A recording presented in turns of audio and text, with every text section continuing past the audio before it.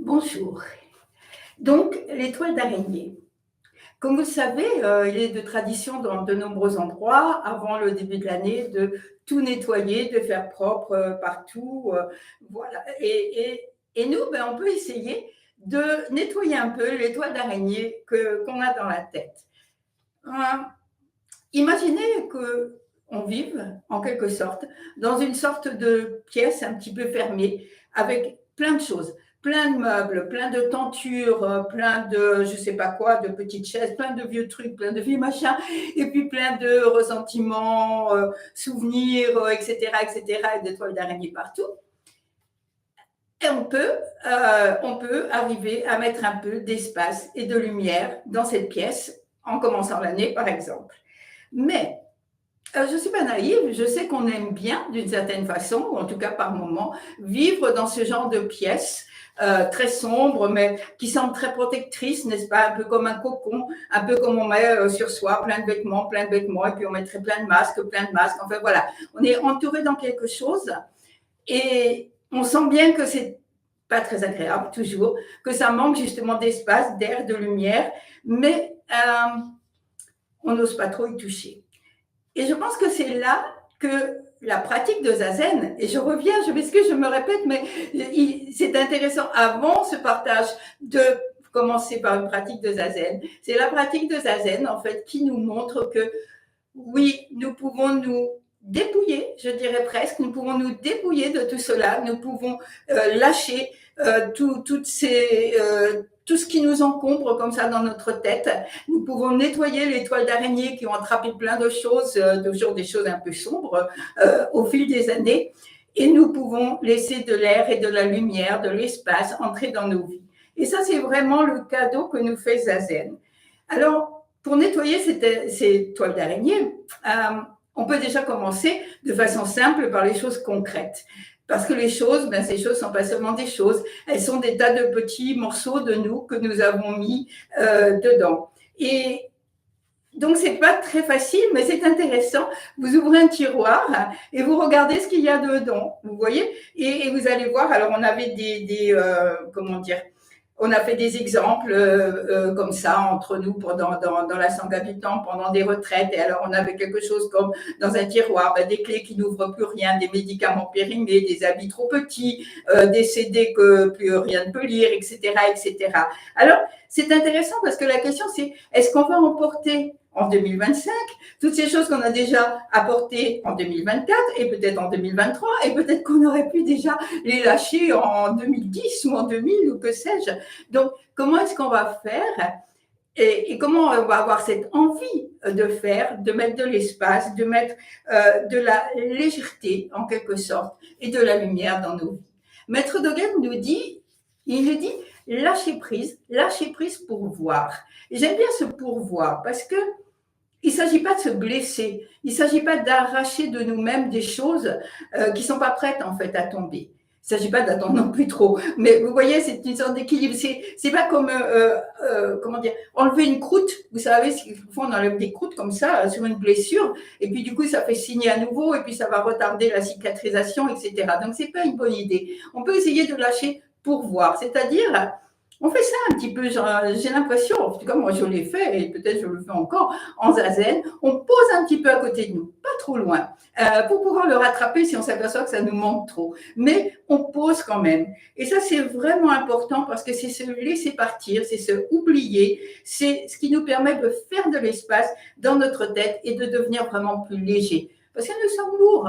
On voit bien, nous sommes lourds pour la Terre. Ça fait aussi partie de l'attention qu'on va porter à la Terre. Nous sommes lourds avec les autres et puis nous sommes lourds pour nous-mêmes alors que nous pourrions avancer de façon plus légère. Alors, évidemment, la question, c'est comment est-ce qu'on va choisir?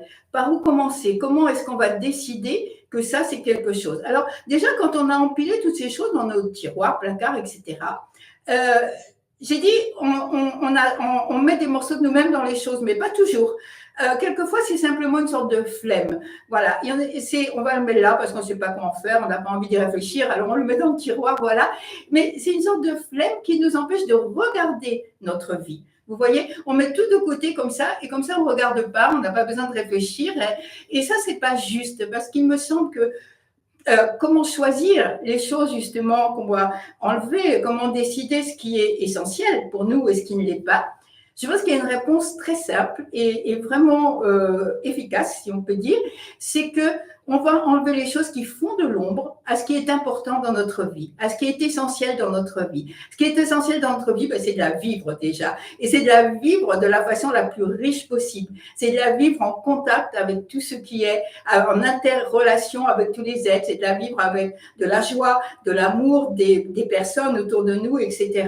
Et donc, tout ce qui encombre, tout ce qui bloque cela, tout ce qui nous empêche de marcher, en fait, voilà, sont des choses que peut-être on peut lâcher prise pour voir. Alors, la dernière question, c'est pourquoi est-ce que toutes les traditions spirituelles nous incitent à nous à lâcher prise, à abandonner des choses, à laisser partir les choses.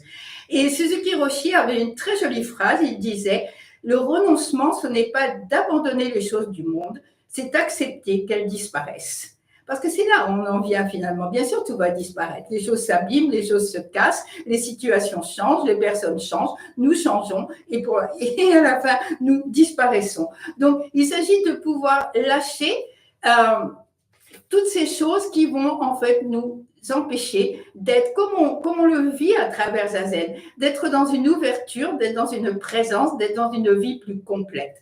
Alors, il y a Huineng. Huineng, c'est un vieux moine chinois du VIe siècle. Il avait une bonne remarque.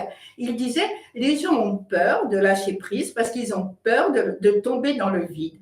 Et bien sûr, on a peur. Et là encore, c'est Zazen qui va nous donner la base, qui va nous donner alors, je ne peux pas utiliser le mot de sécurité, mais la certitude qu'on peut vivre comme ça, qu'on peut vivre en étant allégé, qu'on peut vivre avec plus d'espace, de lumière, et non seulement on peut, mais on vit beaucoup mieux, avec beaucoup plus de joie. Et il dit, ils ont peur de tomber dans le vide, mais ils ne savent pas que le vide, c'est le royaume des Bouddhas. Bon, royaume des Bouddhas, ça ne parle pas forcément directement, mais moi je dirais tomber dans le vide comme ça, c'est pas un vide, c'est la libération de soi. C'est comme un haïku qui disait « J'ai jeté ce petit moi et maintenant je suis rempli par l'univers entier ». C'est comme ça. Au moment où on fait de la place, on a de la place pour qu'en nous vienne tout l'air, le soleil, les personnes, l'amour, la joie, etc., comme je l'ai dit. Et quand on lâche, on a tous fait l'expérience, bien sûr, de lâcher